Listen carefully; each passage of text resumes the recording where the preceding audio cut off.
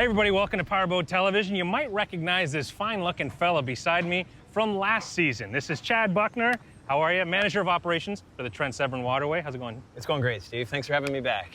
Anytime. Now, we heard from you, the viewers, that you really liked that section of the Trent we did last year with the Peterborough lift lock and everything. So we're back again doing a different section of the Trent. Chad, we're here in Orillia. Where are we going? Today we're gonna start here in the Orillia and we're gonna head north. We're gonna get a real mix today, Steve. We're gonna get some good open water, we're gonna do some rivers, and we're gonna see some of the highlights along the Trent Severn Waterway. We're gonna see the largest single lift at Swift Rapids. Nice. And I know a lot of the viewers, they really wanted to see you drive something. Big Chute. The only thing you like it in North America. So, Steve, you're gonna get a whirl at the Big Chute Marine Railway today. Awesome. All right, so we'll launch here. It's a popular spot, but I think we see a window right now, so let's get these ready. Let's get her going.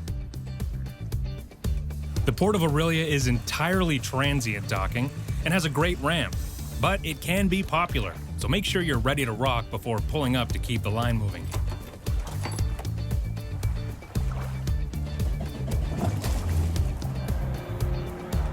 It's a short but fun rip north from Orillia on Lake Couchiching up to Washego.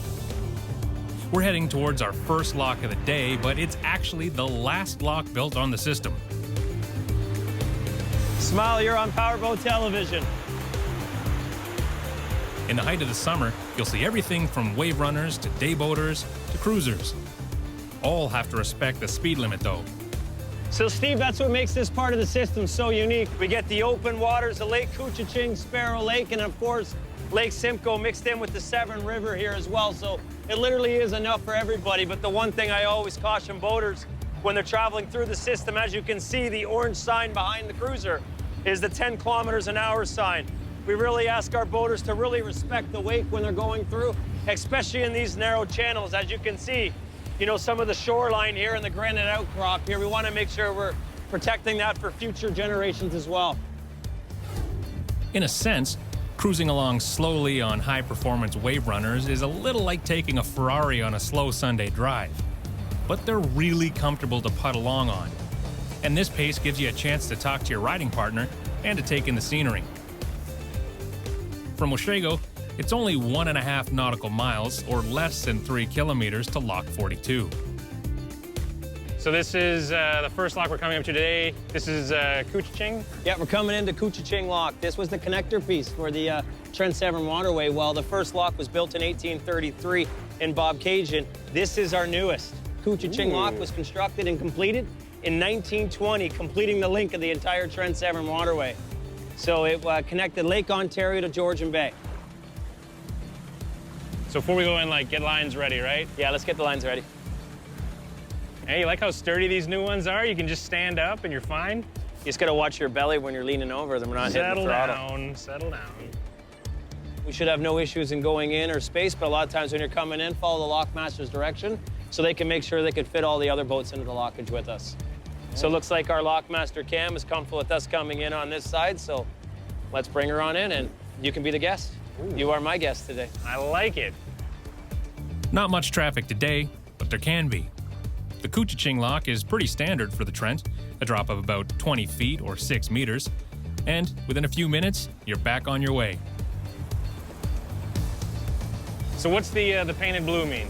It's really the boater communication tool to let our lock staff member know that you want to head through the actual lock. So it's a temporary holding area for boats wishing to pass through. From Lock 42, it's about 3.5 nautical miles to Sparrow Lake, where you can open up the throttles once again.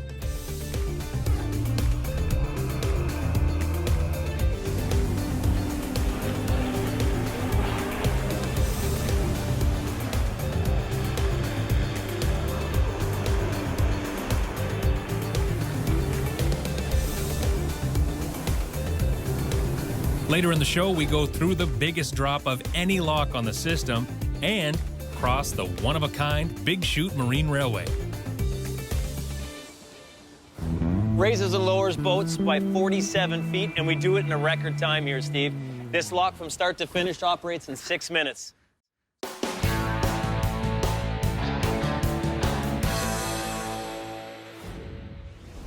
Welcome back to the Trent Severn National Historic Waterway and to Lock 43, Swift Rapids. This is actually the single biggest lift or drop anywhere along the system. Raises and lowers boats by 47 feet, and we do it in a record time here, Steve. That's the same as the Welland Canal freighter locks. This lock from start to finish operates in 6 minutes. So this is definitely the lock station where you want to have your lines looped and not tied to these cables that hang over the lock station walls. I noticed you're projecting a little more, giving the tour and the info to all our fellow boaters here. Yes. Hey, everybody, wave. Nice.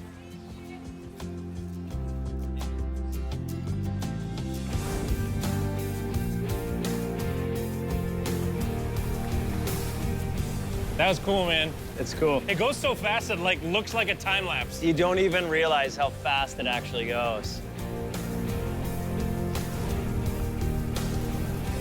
We just came out of Swift Rapids Lock. You can see how big it is. It's because we're going around that. And Chad, that's a lot of water that's moving. Yeah, we always say when you see those dams flowing like that, exercise extreme caution, especially anywhere in and around or any water associated to dam structures. That's a lot of water that's moving. And we're pretty far away from it, and I can feel it. It's been flowing like this for weeks. Since March. From here, it's only 2 nautical miles to a popular waterfront restaurant, the Wabick, famous for its fish and chips, so we took a break from the sun, albeit briefly. I was rather excited for the next lock, and after a 5 nautical mile run, we're there. Big Chute Marine Railway. The only one of its kind anywhere in North America. This is your big debut, buddy. You've been waiting for this one for a while. I'll allow you to go first. Oh, I know. And looks like you're gonna go in on the left side. Okay. They'll say where to go, how far up? You're gonna go right to the very front on the left side. Cool.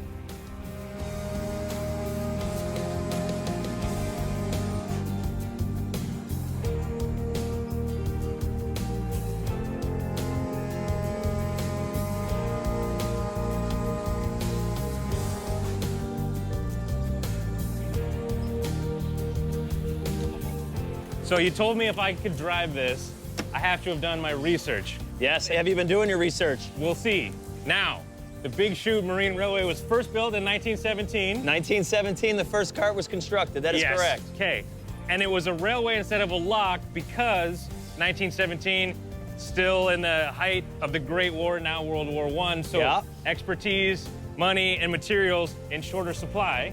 And it's a lot cheaper and easier to lay a couple rails than blast through all this rock, correct? At that time, Steve, I'm very impressed right now. You have done your homework. I'm very proud of you right now. Nice. I think with round 1, I think we're getting closer to letting you up there at the cart. Your lock master degree is almost complete, but one more. Okay. So we constructed this 1917, but this cart obviously is not from 1917. This cart was constructed in 1978. Why at that point would we use this cart and not continue with the lock? Because it's like a tourist attraction. Look, there's people down here watching and waving, and it was so popular, just kept it. That is a maybe? good try. That is a Yeah? good try. So you didn't pass that one there. So at that time, Steve, there was concerns with the sea lamprey and what sea lamprey were doing within the fishing industry. Sea lamprey was discovered in the body of water just below us as we're coming down over the 60-foot height differential here. We had a biologist here for the last 2 weeks, and they were looking over all the boat traffic coming in and out, and they discovered a sea lamprey on one of the boats passing through. That sea lamprey fell within the first few meters of the lock going over the cart. At that point, they decided that to save the fishing industry, we would remain with the actual Big Chute Marine Railway. So it's been in existence ever since, and this cart here has been in operation since 1978. It takes about 15 minutes for the entire ride, and on a busy weekend, they can handle as many as 180 boats in a single day. And thanks to the clever dual track design, the cart stays level as you go up, over, and down. Okay, so here's a question I'm sure you get all the time here.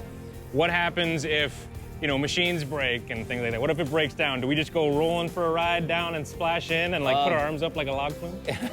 We do not have speeding roller coasters at this spot. There's actually redundancies built in. So any kind of a breakdown or a malfunction, the cart will stop right where it is. Thanks, guys. Homework done and riding experience under my belt, I think I'm now ready to take control. We'll leave her up. That's a long way down. Welcome aboard the Big Chute. Hey. How are you? Good, how you doing? So this is our new lockmaster for the day. Yeah, let's do this thing. I have no training and limited experience. But I thought you said you did all your homework. Oh, yeah, I Googled some stuff. There's too much cool stuff they showed us to share here, so to see our full behind-the-scenes tour of the Big Chute Marine Railway, head to PowerBoatTV.com. In Peterborough, you let us dine under the lock. What can we do here? Can we have lunch out here? I don't know if that's a good idea, Steve. I know you're hungry, though, and I know you really want to eat. Yeah. I have an idea. Let's go. Follow me. Intrigued.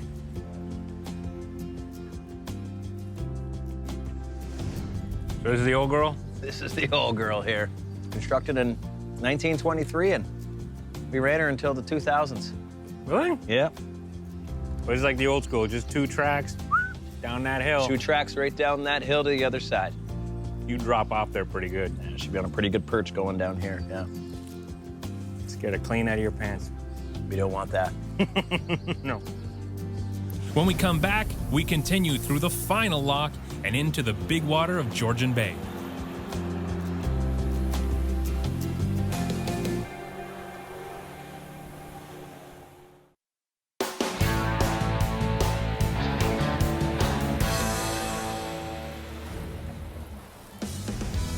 From the Big Chute Marine Railway, which you can drive to by car just to check it out if you want, it's about an 8 nautical mile run that weaves through the islands and channels to get to Lock 44.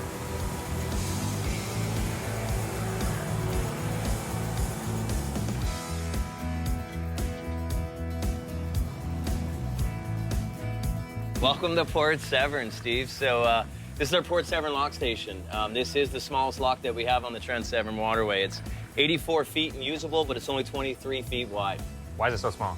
Well, back in the 1900s, so in 1914, we committed to building the last part of the Trent Severn Waterway, and that was Port Severn up through Swift Rapids. But at that time, we started construction of this lock back then. But World War I get in the way? World War I got in the way, and that really reduced the amount of labor and the amount of qualified people that we had to build locks. So at that point, you know, we built what we call a temporary lock. So this lock here was constructed back then, over 100 years ago, as a temporary lock, and it still remains intact and operational from its temporary status back then. So depending which way you're going, this is either your last lock or the first lock, right? Yeah, that's right, Steve. So after we break these lower gates, we'll be entering into Georgian Bay and either the ending or the beginning of the Trent Severn Waterway. So I imagine it's fairly busy? Fairly busy. As you can see with the smaller size, the lock staff here, they're locking around 8,000 boats a year, and this is the Trent Severn Waterway workout plane because it's the busiest manually operated lock that we have on the system. Man, you guys are moving some water here too, eh? Yeah, a little bit of water coming through there. So watch our current when we get in here when it hits us on the side of the boat. When you leave this lock, the current is rocking along pretty well, so you got to pay attention and stay on the throttle as you get through the bumps and waves and this foamy stuff. It's phosphate, right? So it's just like the same stuff that's in soap. That just from the constant turning, the dams are like filtering the water and cleaning the water as well. Like So it's just oxygenating stirring the it up, water and everything? oxygenation, yeah. This is one of those times I wish we could cue that "the more you know" banner. Anyway, heading under the highway bridge, you have to follow the channel markers, and with that current, it can feel a bit tight. But very quickly, it calms down and opens up. It's one of those things when you really look around, it's like, man, this is in our own backyard. Yeah. How beautiful it is. It's gorgeous. We should gather together roughly 7 painters and ask them to paint landscapes. It could be a big thing. That's actually a great idea. I wonder if that's ever been done before. Oh man, $1 million idea. And $1 million day.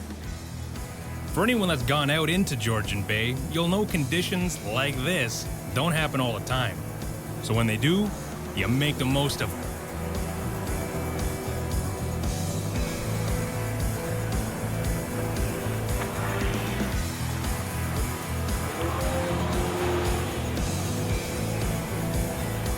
From the launch, we've gone through 4 locks, including 2 of the most unique, a couple of small lakes, some slow river sections, and from Orillia to the open water, and all in just 40 nautical miles.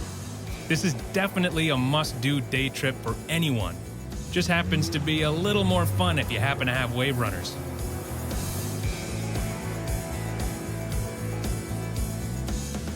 Ladies and gentlemen, welcome aboard the Big Chute Marine Railway. This one is brought to you by PowerBoat Television, North America's favorite recreational boating show. Clearly, you're all big fans. Saturday mornings, Global TV. We're going to be reaching a top speed of about 126 miles per hour, so keep your hands and arms inside the boat at all times. Scream for the... Oh, wait, no, that's Wonderland, right? Yeah, wrong spot, bud. Sorry, wrong yeah, location. Yeah. Summer job from years past. I just learned the maximum speed of this big yellow beauty is 3 to 4 miles an hour, or 200 feet per minute. See? We're having a good time. We're also learning, folks. We get a big round of applause for the Parks Canada staff. Aren't these the nicest people you'll encounter all summer? And we have the manager of operations, Chad Buchner, on board here. So if you have any complaints or comments, I can give you his personal and home phone numbers right now.